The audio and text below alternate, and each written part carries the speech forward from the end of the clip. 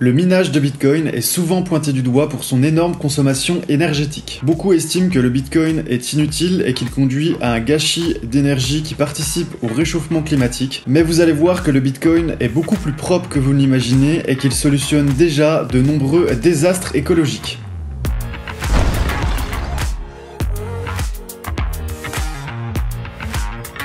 Le Bitcoin est une crypto-monnaie et qui fonctionne en s'appuyant sur un réseau d'ordinateurs validateurs qui sont environ 12 000 aujourd'hui. Le fichier qui permet l'échange de Bitcoin, appelé blockchain, indique combien détient chaque adresse Bitcoin et ce fichier il est recopié à l'identique dans la mémoire de chaque ordinateur du réseau de validateurs. Ce mécanisme il prouve que pour interdire le Bitcoin, il faudrait couper Internet dans le monde entier. Donc déjà, il est quasiment impossible d'interdire le Bitcoin. Pour rappel, le Bitcoin a été lancé en janvier 2019 avec le procédé de la preuve de travail qu'on appelle Proof of Work. Il s'agit d'un concours de calcul où pour l'emporter, il faut disposer d'une capacité à calculer une fonction mathématique. Les participants au concours de calcul s'appellent les mineurs et ils sont en concurrence pour résoudre ce calcul mathématique pour toucher une récompense en Bitcoin. Ce système de récompense, il assure qu'il y a des volontaires validateurs et des mineurs. Il rend donc très compliqué la mainmise d'une seule entité sur le fonctionnement du réseau car pour dominer le réseau, il faudrait disposer d'une puissance de calcul majoritaire, c'est-à-dire plus de 50% de toute la puissance du calcul du réseau.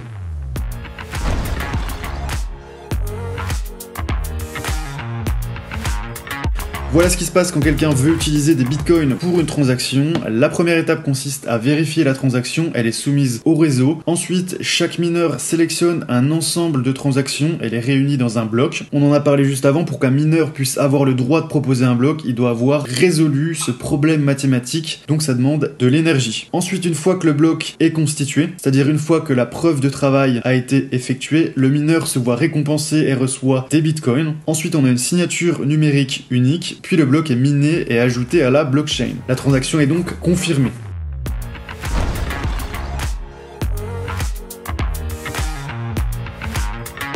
Vous voyez que tout ce processus, ça demande de l'électricité, et plus la demande de Bitcoin est forte, plus la complexité du problème mathématique va être élevée. Il est donc nécessaire de disposer d'ordinateurs de plus en plus puissants pour pouvoir résoudre ce problème. Et comme le minage de Bitcoin peut offrir des rendements lucratifs, on a de nombreuses personnes qui achètent de puissants ordinateurs du minage très gourmands en énergie pour être compétitifs et gagner un maximum. Donc forcément, les besoins en énergie du réseau Bitcoin ont fortement augmenté au fil du temps.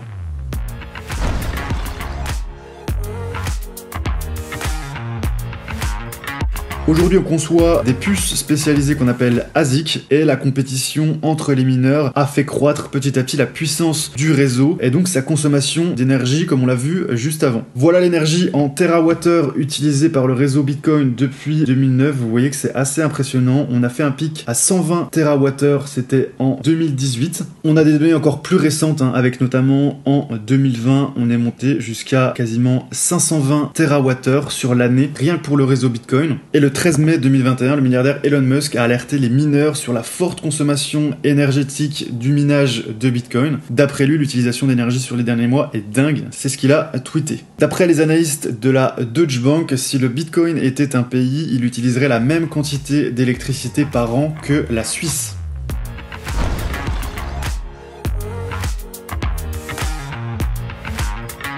Outre cette consommation énergétique, on a aussi un autre impact écologique, ce sont les déchets électroniques. Il faut savoir que les fermes de minage abritent de grandes quantités d'ordinateurs et en matière de numérique, c'est surtout l'utilisation de matériaux électroniques qui pèsent le plus dans le bilan environnemental. Et selon un rapport de la revue scientifique Resources, en 2020, les transactions en Bitcoin ont généré 30 000 tonnes de déchets électroniques, soit autant que les Pays-Bas. Le problème, c'est toujours ces puces électroniques ASIC utilisées par le minage de Bitcoin qui demandent toujours plus d'énergie et qui doivent être remplacés régulièrement, même si on a forcément de plus en plus d'efficience énergétique à travers ces puces.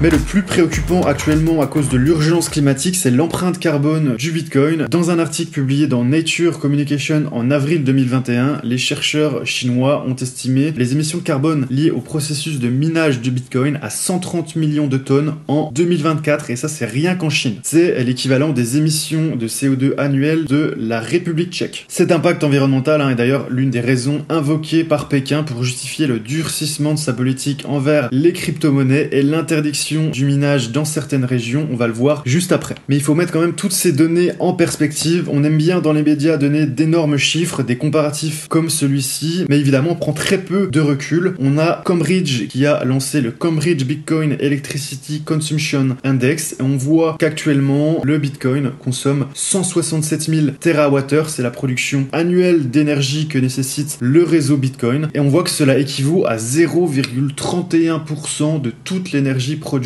dans le monde. Donc on sait maintenant que le Bitcoin représente seulement 0,31% de toute l'énergie produite dans le monde. Maintenant on va voir quelle est la nature de cette énergie, si elle est verte ou non.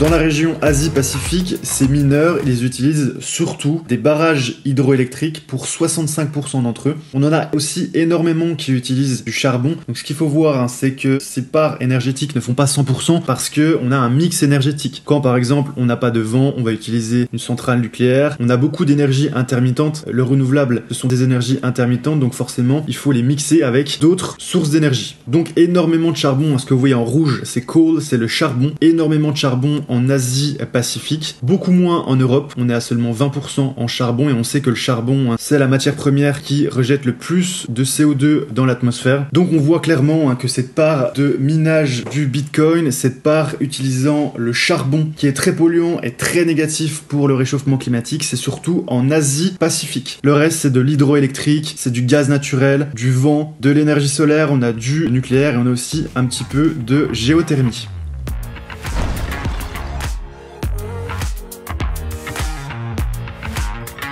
Et ce qu'il faut savoir, c'est que la Chine a interdit le minage de Bitcoin en 2021 pour ces raisons, justement, parce que les mineurs utilisaient énormément de charbon. Et on sait que la Chine veut atteindre la neutralité carbone en 2060, donc le Bitcoin l'en aurait fortement empêché.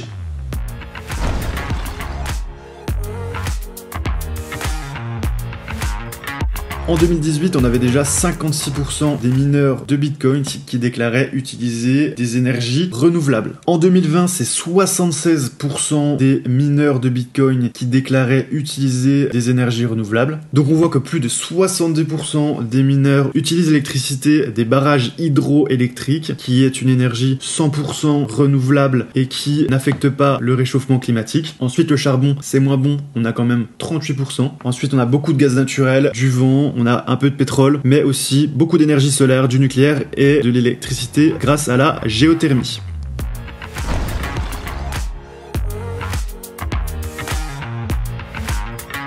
Il faut aussi remettre le Bitcoin dans le contexte des autres industries, par rapport notamment à l'industrie de l'or qui rejette 122 millions de tonnes de CO2 chaque année. Le Bitcoin rejette seulement 41 millions de tonnes de CO2. Le système bancaire mondial, 130 millions de tonnes de CO2 chaque année. L'aviation, 1982. Les transports, 1503. Donc vous voyez, par rapport à d'autres industries, c'est vraiment très faible en termes d'émissions de CO2.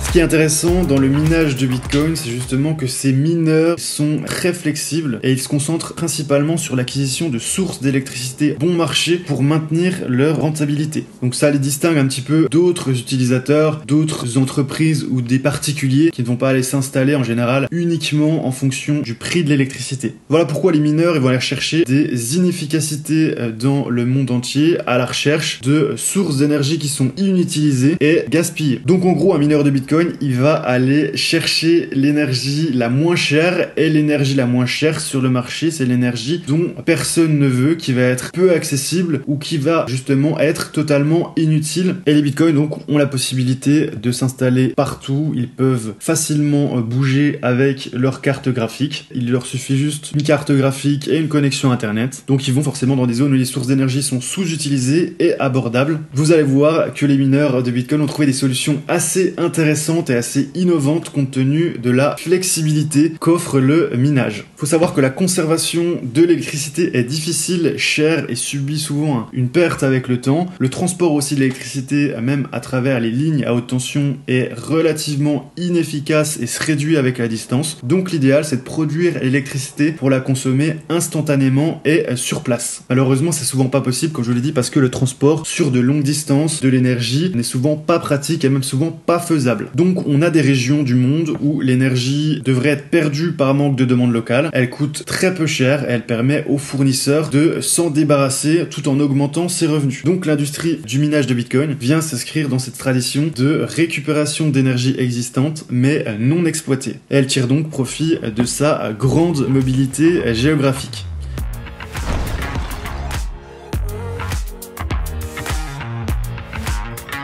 On va voir quelques exemples ensemble. Le premier exemple, c'est le cas de la Crusoe Energy et de Upstream Data, qui ont réussi à monétiser le gaz naturel qui est échoué et de le gérer d'une manière moins dangereuse pour l'environnement. Comme je vous l'ai dit, ces deux entreprises, elles utilisent des moteurs à gaz naturel qui utilisent l'énergie gaspillée en la convertissant en énergie pour miner du Bitcoin. Ça a conduit donc à la création de partenariats entre les mineurs de Bitcoin et les grandes compagnies pétrolières et gazières. Donc à chaque fois que ces entreprises pétrolières et gazières ont des excédents, qu'ils ont du mal à les stocker, voire à les transporter, ils les vendent à des prix très faibles aux mineurs de Bitcoin qui sont installés juste à côté.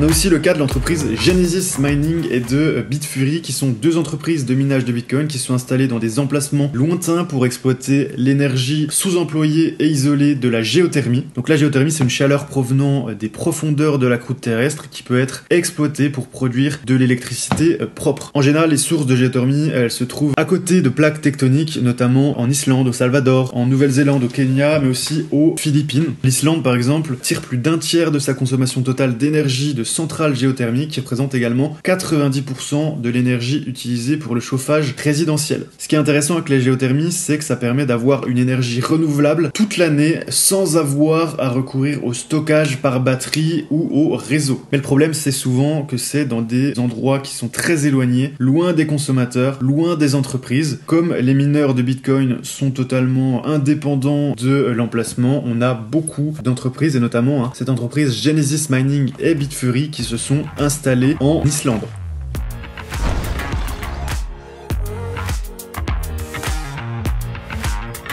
Autre cas très intéressant avec l'entreprise Stronghold Digital Mining qui opère aux États-Unis et qui utilise les déchets laissés par l'exploitation du charbon pour créer de l'énergie et miner du Bitcoin. Et il faut savoir que les déchets de charbon, c'est l'un des plus grands contaminants d'eau usée, notamment en Pennsylvanie. Et on avait des rejets qui avaient un impact sur plus de 3000 km de cours d'eau, avec notamment du fer et de l'aluminium à l'intérieur. Et jusqu'à la fin des années 80, il n'existait aucun moyen de nettoyer les déchets laissés par les mineurs de charbon. Donc on a des entreprises qui sont venues utiliser ces déchets, qui ont remis en place ces endroits qui étaient vraiment complètement contaminés. Mais le problème, c'est qu'on arrivait à faire de l'énergie avec ces déchets de mines de charbon, mais l'énergie était plus chère que les autres sources d'énergie. Et donc pour ces entreprises qui essayaient de décontaminer, ce n'était pas rentable, parce que personne n'avait besoin de cette énergie dans ces endroits. Donc forcément, ces entreprises nettoyaient ces mines de charbon, elles nettoyaient ces déchets, mais l'énergie qui était produite avec ces déchets, elle coûtait beaucoup trop cher à transporter. Et c'est à ce moment-là que le Bitcoin est intervenu avec l'entreprise Stronghold Digital Mining. Cette entreprise, elle se décrit comme un mineur de crypto-monnaies du 21e siècle qui remédie aux impacts de l'exploitation du charbon des 19e et 20e siècle. Donc ils sont là pour remplacer les mineurs de charbon du 20e siècle par les mineurs de Bitcoin du 21e siècle. Elle a trouvé un processus qui élimine la majorité des émissions toxiques et qui produit des cendres, qui élimine les matières acides restantes sur les sites de déchets de charbon et qui ensuite fabrique de l'électricité grâce à ces fameux déchets pour miner du Bitcoin.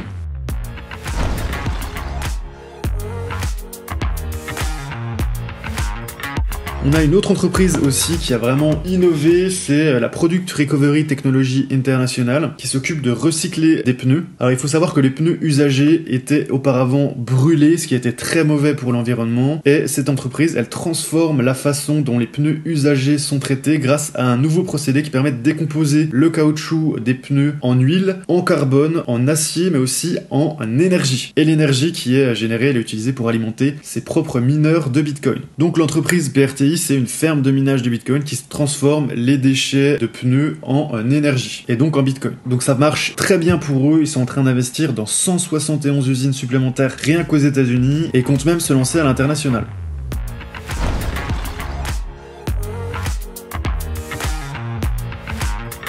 Donc on l'aura compris à travers ces exemples que l'énergie consommée par Bitcoin, elle n'est pas retirée du marché, personne n'est privé d'électricité à cause de cette crypto-monnaie. Au contraire, on a le minage de Bitcoin qui permet de réduire le gâchis énergétique et de transformer des déchets polluants en entreprises très profitables. Le Bitcoin est d'ailleurs beaucoup plus respectueux de l'environnement que les autres industries dans la plupart des pays. Les énergies renouvelables représentent 15% de l'énergie utilisée en Chine.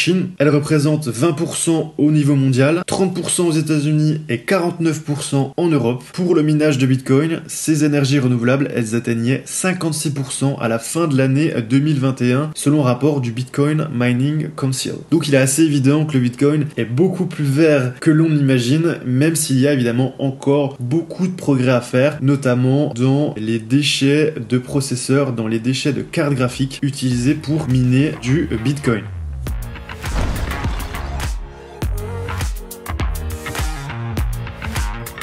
Pensez à mettre un like et à vous abonner à la chaîne si c'est pas encore fait. Sur cette chaîne, je parle d'économie mais aussi d'investissement. D'ailleurs, en ce moment, j'offre une formation qui vaut normalement 199 €. C'est le guide pour investir en période de crise. Vous y trouverez des pistes pour placer votre argent et augmenter votre pouvoir d'achat. Je pense que vous allez en avoir besoin par les temps qui courent. Donc vous pouvez l'obtenir gratuitement en cliquant sur le lien juste en dessous de cette vidéo. Sinon, je vous conseille une autre vidéo qui apparaît en bas à droite et qui devrait vous plaire. Allez, je vous dis à bientôt pour une prochaine vidéo.